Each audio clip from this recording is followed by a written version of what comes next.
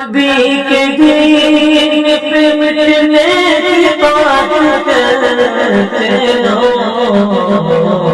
حسین جیسا کلیجہ کہاں سے لاؤں؟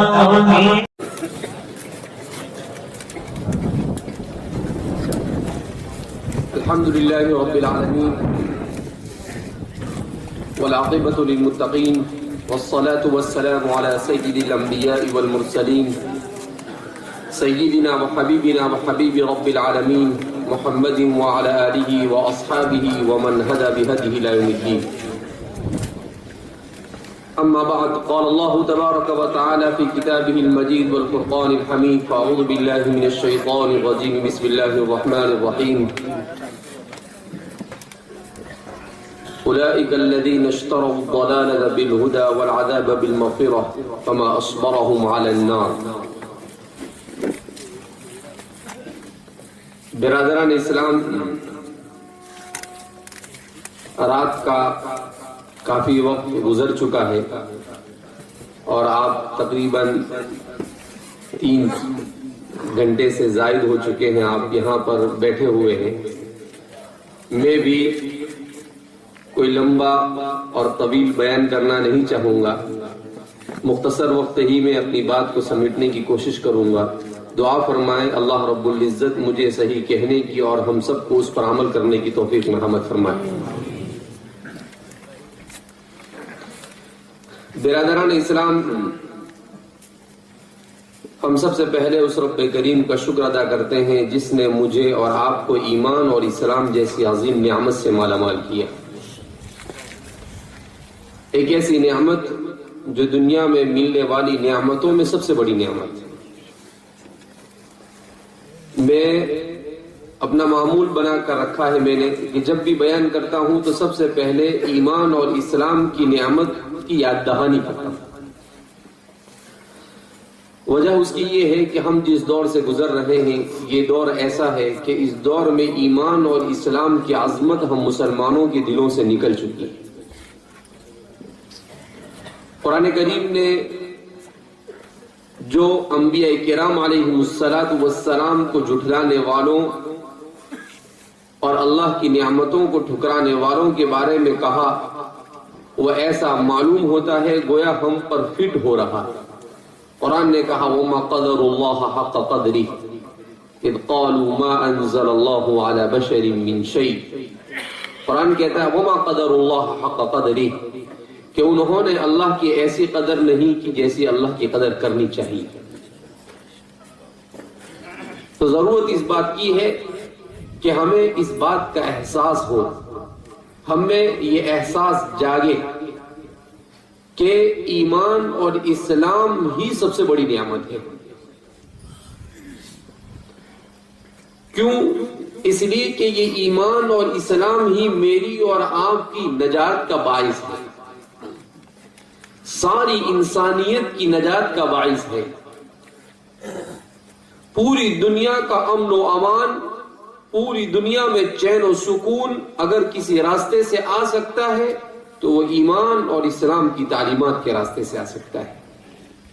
جب تک کہ انسانیت اللہ رب العزت کے حکم کی تابعداری کرتی رہے گی، جب تک کہ انسانیت رسول اللہ صلی اللہ علیہ وسلم کی تعلیمات پر عمل کرتی رہے گی، یہ انسان اور یہ دنیا یہ امن و امان کی آماجگاہ بنا رہے گا. اور جہاں پر انسان اللہ سے اپنے ناطے کو کمزور کر لے گا، جب انسان نے اللہ سے اپنے ناطے کو ماضی میں کمزور کیا ہے، ہمیشہ یہ دنیا شرور اور فتنوں اور فساد کی آماجگاہ بن گئی ہے. تاریخ اس بات پر شاہد ہے. آج کا انسان یہ سمجھتا ہے کہ بہت ساری ڈگریاں حاصل کر لینا یہی کامیابی ہے. آج کا انسان یہ سمجھتا ہے کہ مال اور دولت، عزت اور منصب کو حاصل کر لینا یہی کامیابی ہے. قرآن کریم کہتا ہے کہ اللہ کے نزدیک کامیابی کا معیار یہ نہیں ہے. اللہ کے نزدیک کامیابی کا معیار یہ نہیں ہے کہ کوئی حسن و جمال کو اختیار کر لے.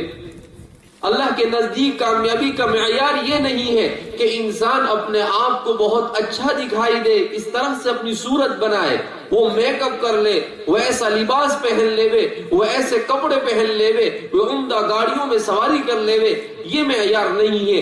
قرآن کریم نے صاف اعلان کر دیا ان اکرمکم عند اللہ اتقاکم، کہ تم میں اللہ کے نزدیک اگر کوئی مکرم ہے تو وہ جو سب سے زیادہ اللہ سے ڈرنے والا۔ یہ ہمارے اپنے بنائے ہوئے معیارات ہیں۔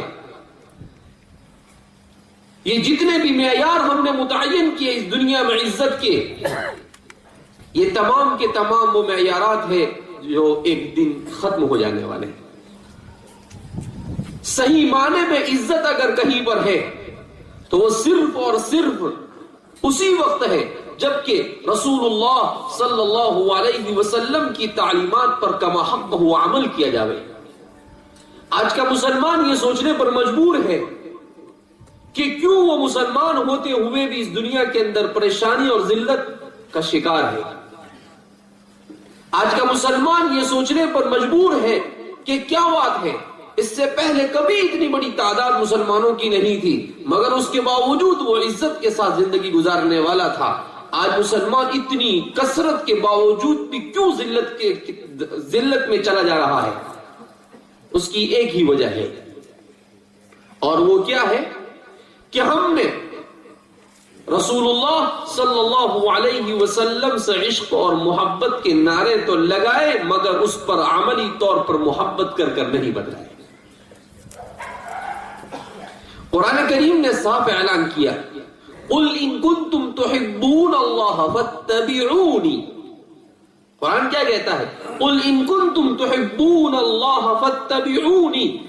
اے محمد عربی صلی اللہ علیہ وسلم آپ کہہ دیجئے اگر تم اللہ سے محبت کرنا چاہتے ہو، اگر تم چاہتے ہو کہ اللہ سے محبت کرو، فاتبعونی تو میری پیروی کرو، یعنی رسول اللہ صلی اللہ علیہ وسلم کی پیروی۔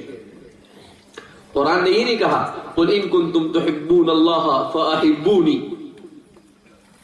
کہ اگر تم اللہ سے محبت، اللہ کی محبت چاہتے ہو تو اللہ کے رسول سے محبت کرو۔ آدمی محبت میں کامل اسی وقت ہو سکتا ہے جبکہ اپنے محبوب کی ادا پر قربان ہو جائے۔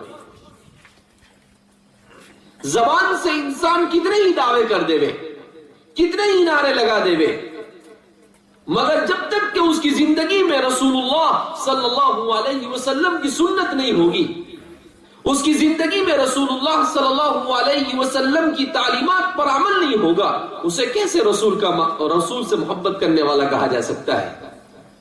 ایک طرف وہ حضور سے محبت کے نعرے لگائے اور دوسری طرف اس کے چہرے پر اللہ کے رسول کی سنت زندہ نہ ہو۔ ایک طرف وہ حضور سے محبت کے نعرے لگائے اور اس کا پائجامہ ٹخنوں سے نیچے جا رہا ہو۔ ایک طرف وہ حضور سے محبت کے نعرے لگائے، اس کا لباس رسول اللہ صلی اللہ علیہ وسلم کے لباس کی طرح لباس نہ ہو۔ ایک طرف وہ حضور سے محبت کے نعرے لگاوے اور اس کا بولنا اور چلنا رسول اللہ صلی اللہ علیہ وسلم کے طریقے کے مطابق نہ ہو۔ ایک طرف وہ حضور سے محبت کے نعرے لگاوے اور حضور جس دین کو لے کر آئے اس دین کے فرائض سے وہ مکمل طور پر غافل ہو۔ کیا کوئی اسے اللہ کے رسول کا سچا محبت کرنے والا کہہ سکتا ہے؟ نہیں کہہ سکتا ہے۔ یہ معیارات ہیں جو ہم نے متعین کیے۔ ربیع الاول کا مہینہ آیا تو ہم لوگ اللہ کے رسول صلی اللہ علیہ وسلم کے کچھ لوگ وہ ہیں جو اللہ کے رسول صلی اللہ علیہ وسلم کے لیے عید میلاد النبی مناتے ہیں۔ کچھ لوگ تو عجیب و غریب، اللہ کے رسول صلی اللہ علیہ وسلم کی تعلیمات یہ نہیں ہے۔ کہاں اللہ کے رسول صلی اللہ علیہ ام المؤمنین عائشہ صدیقہ رضی اللہ تعالیٰ عنہ سے جب کسی نے پوچھا کہ اللہ کے رسول صلی اللہ علیہ وسلم کے گھر میں کیا پکتا تھا، آپ کیا کھاتے تھے، تو فرمایا کہ بعض مرتبہ ہفتوں تک ہمارے گھروں میں چولہا نہیں جلتا تھا، اور آج حضور کا نام لے کر کیک بنا کر کاٹ رہے ہیں، آج حضور کا نام لے کر چادریں اور اس کے اوپر پھول بوٹے لگوائے جا رہے ہیں۔ جس رسول نے فقر کو اختیار کیا، ہمارے مورخین نے اور علماء نے لکھا ہے کہ اللہ کے رسول صلی اللہ علیہ وسلم نے فقیری کو اختیار کیا.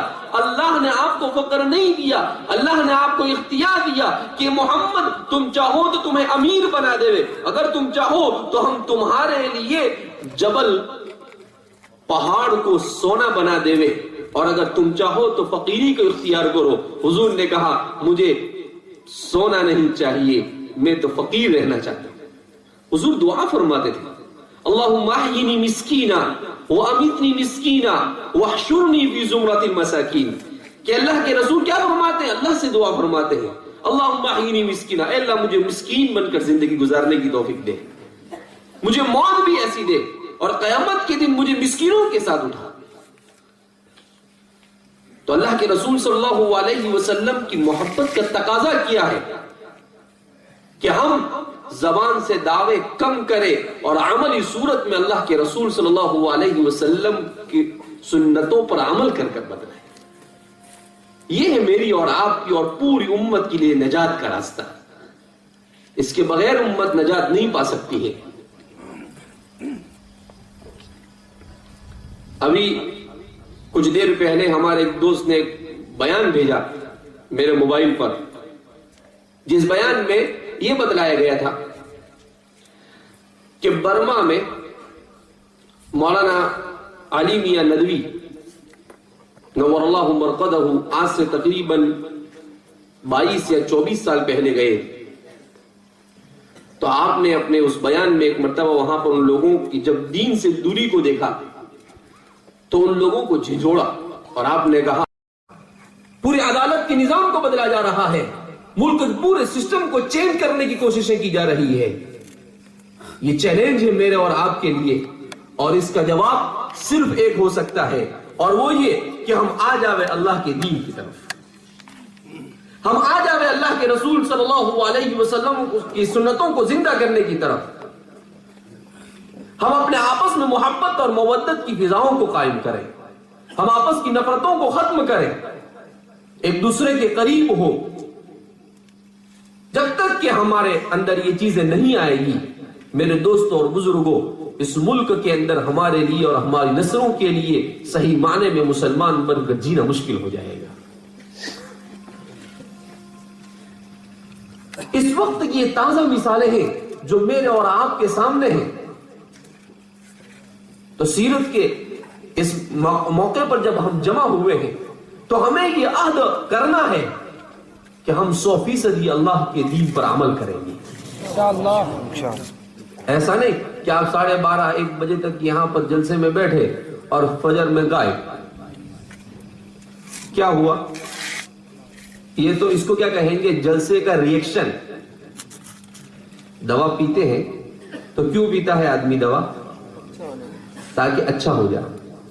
لیکن کبھی کبھی کوئی دوا کسی کو ریئیکشن کرتی ہے کہ دوا پینے کے بعد بیماری اچھی ہونے کے بجائے اور بڑھ جاتی ہے اور دوسری ایک بیماری اور فری میں لگ جاتی ہے. تو اگر ہم جلسے میں 12 ساڑھے 12 بجے تک بیٹھے اور فجر میں نماز میں نہیں ہے, اس کا مطلب یہ ہے کہ جلسے کا ریئیکشن, جلسے کا کوئی فائدہ نہیں. جلسہ اس لیے نہیں کہ ہم یہاں پر بیٹھ کر واہ واہ کریں, یہاں پر بیٹھ کر ہم انعام تقسیم کریں, یہاں پر بیٹھ کر نہیں. یہ جلسہ اس لیے ہے تاکہ ہمارے ایمان کی بیٹری کو چارج کیا جائے. اور ایمان کی بیٹری آپ کی چارج ہوئی ہے وہ پتا چلے گا صبح فجر کی نماز میں کہ آپ کی چارج ہوئی ہے یا آپ کی اور لو ہو گئی. اس لیے میرے دوستوں اور بزرگوں, اپنے گھروں میں دین کو زندہ کرو, اپنی اولاد کی دینی تربیت کریں, اپنی اولاد کو دین سکھائیں. ہم اپنے بچوں کی دنیاوی تعلیم کی فکریں کرتے ہیں مگر ہم اپنے بچوں کی دینی تعلیم کی فکر نہیں کرتے. اسکول میں جا کر پوچھیں گے کہ بچہ برابر پڑھتا ہے یا نہیں, مولانا کو چل جائے گا. مولانا کہے کہ آپ کا بچہ آتا نہیں ہے تو چلے گا, کوئی نہیں, مولانا چلا رہا نا اس کو. یعنی ہمیں اپنے مرنے کے بعد کی زندگی پر یقین نہیں. دین کی تعلیم ہے جو ہمارے بچوں کو آخرت میں کام آئے گی, اور دنیا کی تعلیم تو کب کام آئے گی؟ قبر تک کام آنے والی, موت تک کام آنے والی ہے. مگر دین کی تعلیم وہ ہے جو اس کو موت کے بعد کی زندگی میں کام آنے والی.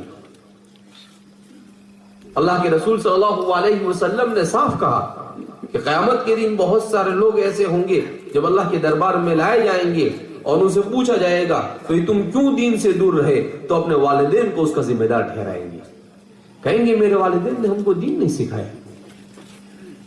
ایک بچہ اللہ کے رسول صلی اللہ علیہ وسلم کی خدمت میں آیا اور اللہ کے رسول صلی اللہ علیہ وسلم سے کہنے لگا کہ اللہ کے رسول صلی اللہ علیہ وسلم میرے والد نے میرے ساتھ اچھا کام نہیں کیا، میرے والد نے میرے ساتھ اچھا سلوک نہیں کیا۔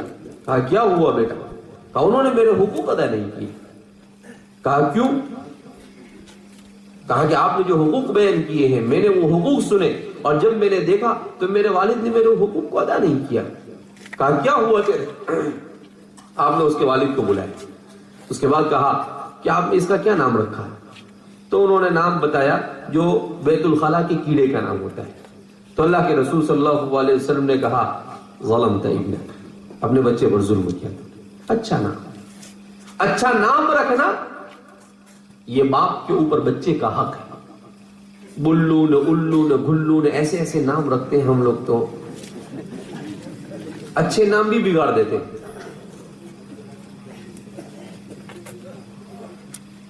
اچھا نام ہونا چاہیے۔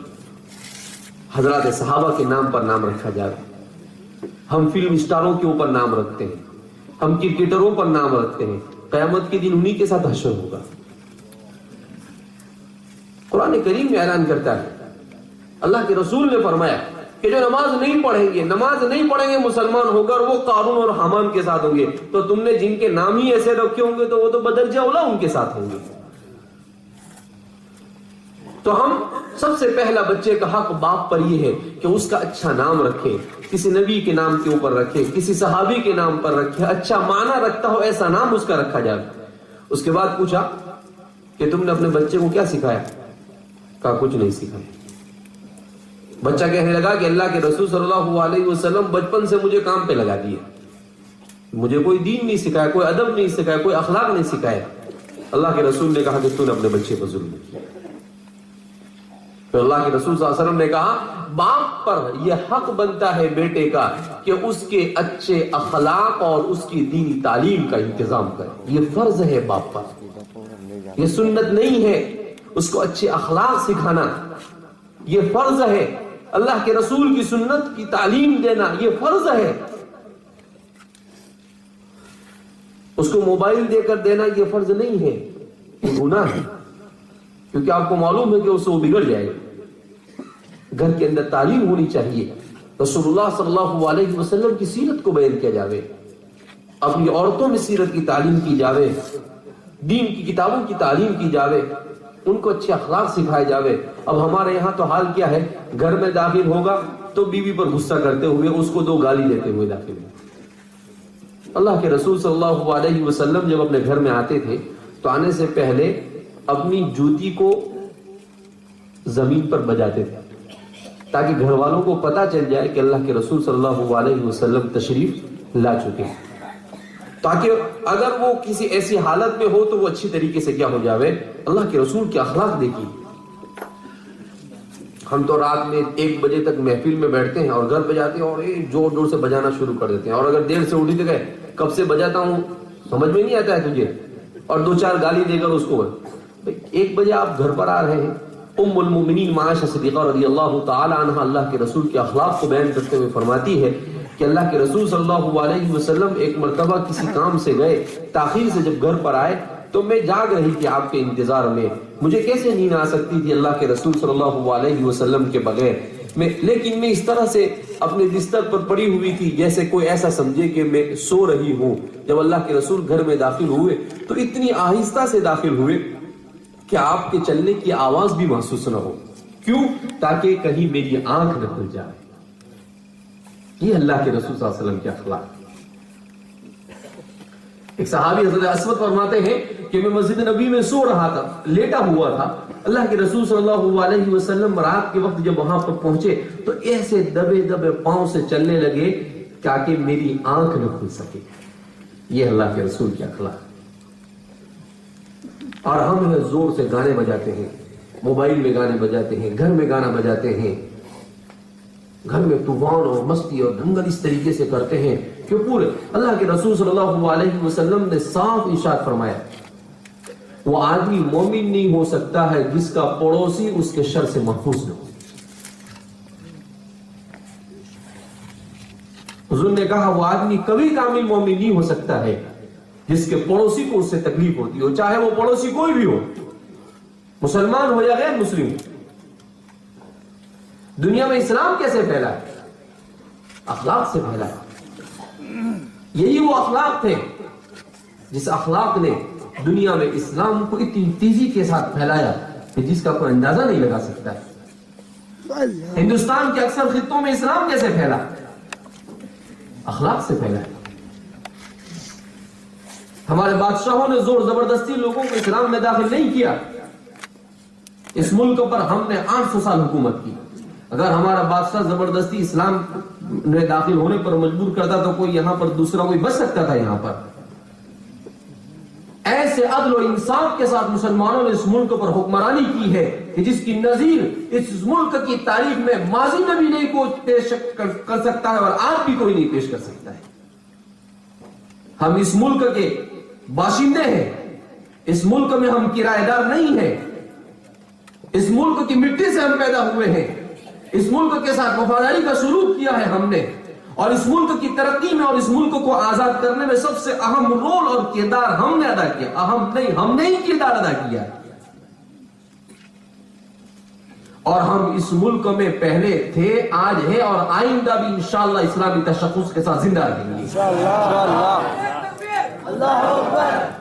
اس ملک میں ہمیں اپنے تشخص کو برقرار رکھنے کے لیے سب سے زیادہ ضرورت اس بات کی ہے کہ اسلامی تعلیمات پر آ جائے. اپنے جذبات پر کنٹرول کرنا ہوگا. ایسا نہیں کہ کچھ ہوا نکل پڑے، لیا پتھر نکل پڑے، بغیر نعرہ نکل پڑے. نہیں، اسلام یہ نہیں سکھاتا ہے. اسلام نہیں سکھاتا ہے. اسلام نے سکھایا، کیا سکھایا؟ وقار سکھایا. مسلمان وقار کے ساتھ زندگی گزارے، حکمت اور مصلحت کے ساتھ کام لے گا. جذبات میں آ جانا اسلامی تعلیمات کے خلاف ہے. ایسا نہیں کہ بس میں نے تھوڑا سا بول دیا، میں نعرہ لگانا شروع کر دیا. میں کوئی آپ کی جذبات کو بھڑکانے کے لیے نہیں آیا، میں تو آپ کو بتانے کے لیے آیا. اس طریقے سے اس بہرحال سب سے اہم ترین چیز جو ہمیں اس وقت سمجھنے کی ہے وہ کیا ہے؟ اسلام. کہ اس ملک میں اگر ہم عزت کے ساتھ زندگی گزارنا چاہتے ہیں، اپنی نسلوں کی عزت کو بچانا چاہتے ہیں، تو ہمیں اسلام کی صحیح تعلیمات پر عمل کرنا ہوگا. یہی ایک راستہ ہے میری اور آپ کی نجات کا. اس کے بغیر ہماری نجات کا کوئی تصور نہیں کیا جا سکتا ہے. اللہ کے رسول صلی اللہ علیہ وسلم ہمیں یہی سکھا کر گئے.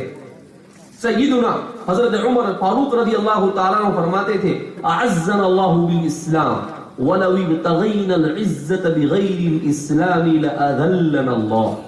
اللہ نے اسلام کی برکت سے ہمیں عزت عطا کی ہے. اگر ہم اسلام کے راستے اور طریقے کو چھوڑ کر کسی دوسرے راستے سے عزت تلاش کرنے کی کوشش کریں گے، اللہ ہمیں ضرور ذلیل و خوار کر کر چھوڑے گا. ہماری کامیابی صرف ایک ہی راستے، ان الدین عند اللہ الاسلام ولو ابتغینا العزت. قرآن کریم کہتا ہے کہ اللہ کے نزدیک اسلام کے علاوہ کوئی دین ہے ہی نہیں. ہم کیوں اسلام کی تعلیمات پر عمل نہیں کر پا رہے ہیں؟ کہ ہم نے اسلام کو سیکھا ہی نہیں، ہم نے اسلام کو پڑھا ہی نہیں،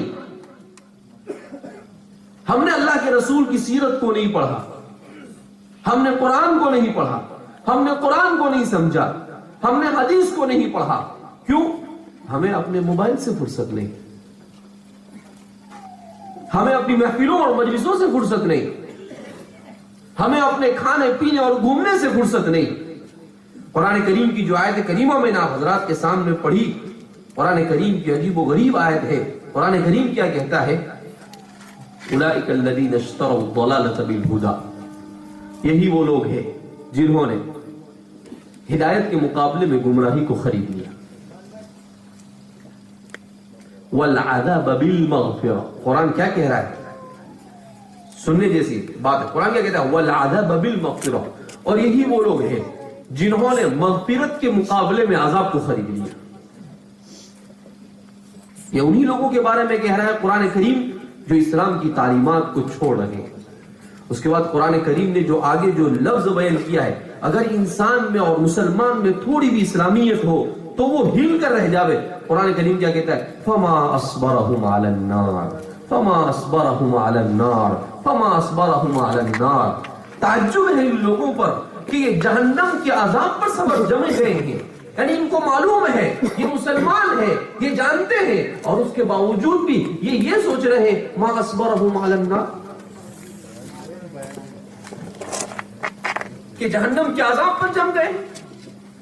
بہرحال وقت کافی ہو چکا ہے، اس لیے ویسے بھی میں مختصر وقت کا وعدہ کر کر آپ کو بیٹھا تھا، اس لیے بھی میں اپنی تقریر کو لمبا کرنا نہیں چاہوں گا. شاید قانون کے اعتبار سے بھی وقت زیادہ ہو چکا ہے. اللہ رب العزت ہم سب کو دینی تعلیمات کو سیکھنے کی اور اس پر عمل کرنے کی توفیق مرحمت فرماوے. اللہ ہم سب کے جمع ہونے کو قبول فرماوے، یہاں پر لوگوں کے آنے کو قبول فرماوے. اللہ کے رسول صلی اللہ علیہ وسلم کی سیرت کو پڑھنے اور اس پر عمل کرنے کی ہمیں توفیق مرحمت فرماوے. وآخر دعوانا الحمدللہ رب العالمین. ماشاءاللہ. اللہ تعالیٰ جو شاہ کلید جو ہم کو دی ہے ماسٹر کی زندگی کے اندر، ہمارے نوجوانوں کے بارے میں یہ پتا چلا ہے کہ آپ لوگ ابھی پتنگ کا موسم آ رہا ہے، تو آپ پتنگ میں بڑی دلچسپی ہے ہمارے نندوبار کے بچوں، بوڑھوں اور نوجوانوں کو سب کو. تو آپ اس بات کو سن لیجئے کہ ہمارے لیے جائز نہیں، حرام ہے. کہا کہ یہاں پر ایسا سما ہوتا ہے 14 تاریخ کو کہ ہمارے گھروں کے اوپر گانے بجتے ہیں اور پتنگیں اڑائی جاتی ہیں. ایسے مسلمان ہو. اس لیے ہمارے نوجوانوں کو اس مرتبہ یہ عہد کرنا ہے کہ ہمارے کسی بھی گھر کے اوپر پتنگ نہیں اڑے گی. اگر کوئی اڑاوے تو اس سے بائیکاٹ. ہاں اور کیا، یہ تو غلط طریقہ ہے. اس لیے ہمیں موسیقی سے بھی بچنا ہوگا. میرا ہمارا نوجوانوں کو خاص پیغام ہے کہ موسیقی، میوزک، اللہ کے رسول صلی اللہ علیہ وسلم نے فرمایا کہ تنبت النفاق فی القلب، کہ موسیقی یہ دل میں نفاق پیدا کرتا ہے. نفاق کا مطلب کیا معلوم؟ اوپر سے مسلمان اندر سے کافر. یہ ہے نفاق کا مطلب. اللہ کے رسول نے فرمایا کہ جو موسیقی سنتا ہے وہ ایک نہ ایک دن کفر کے منہ میں چلا جاتا ہے. یہ بڑا المیہ ہے ہمارا نوجوان، یہ اس دنیا میں عام کیا گیا ہے. لہذا ہمارے نوجوانوں کو اور ہمارے والدین کو بھی اس چیز کی طرف خاص توجہ. ہمارے موبائلوں کے اندر بھی رنگ بھی سادہ ہونی چاہیے، اس میں بھی موسیقی نہیں ہونی چاہیے. ہمارے گھر میں بھی کسی طرح کی کوئی موسیقی نہیں بجنی چاہیے، اور ہم اس طرح کی کسی بھی غیر شرعی چیزوں کے اندر میں شرکت نہیں کریں گے اور اس سے بچنے کی کوشش کریں گے. اللہ ہم سب کو بچنے کی توفیق مرحمت فرمائے.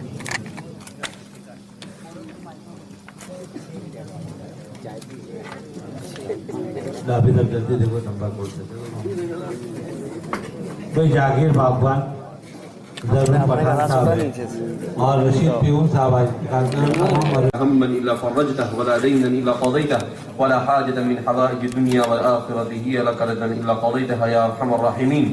اللہ ہمارے گناہوں کو معاف فرما، ہماری خطاؤں کو معاف فرما، ہماری لغزشوں کو درگزر فرما. مولا کریم تو ہم پر اپنا خصوصی فضل نازل فرما، اپنی رحمتیں نازل فرما. ہر طرح کی گناہوں سے ہماری حفاظت فرما، ہر طرح کی مصیبتوں سے ہماری حفاظت فرما، ہر طرح کی آزمائشوں سے ہماری حفاظت فرما، ہر طرح کی پریشانیوں سے ہماری حفاظت فرما. پورے مجمع کی مغفرت فرما، ہم سب کی مغفرت فرما، پوری امت کی مغفرت فرما. امت جن حالات سے گزر رہی ہے اے اللہ امت کو ان حالات سے نجات عطا فرما. اے مولا کریم امت کی ذلت کو عزت سے بدل دے، امت کی پستی کو عزت سے بدل دے. اے مولا کریم امت کو عروج عطا فرما، امت کے نوجوانوں کو، اس کے بوڑھے کو، اس کے مردوں کو، اس کے عورتوں کو صحیح سمجھ عطا فرما، دین کے قریب فرما دے. دین کی جو دوری ہے وہ ختم فرما دے. اے مولا کریم اے ذل جلال والاکرام ہمارے مرحومین کی مغفرت فرما, ہمارے جہانگیر بھائی کی مغفرت فرما, اور جتنے بھی مرحومین ہمارے اس مجلس میں بیٹھے ہوئے لوگ ہیں ان کے مرحومین اس دنیا سے جا چکے ان تمام کی مغفرت فرما. اے اللہ بیماروں کو شفا کاملہ عاجلہ مستمرہ دائمہ کلیہ نصیب فرما. اے مولا کریم پوری امت کے حالات کو بدل دے. اے ذل جلال والاکرام ملک شام کے مسلمانوں کو حفاظت فرما.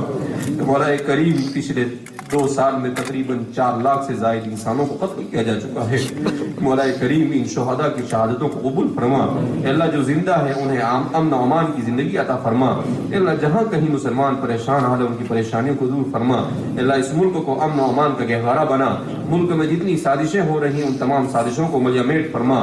ملک میں آپس میں محبت اور مودت کے ساتھ رہنے کی تمام لوگوں کو توفیق مرحمت فرما. اے اللہ فتین کی فتنے سے حاسدین کے حسد سے حفاظت فرما. اے مولا کریم ہمارے اپنے نفس کے شر سے ہماری حفاظت فرما.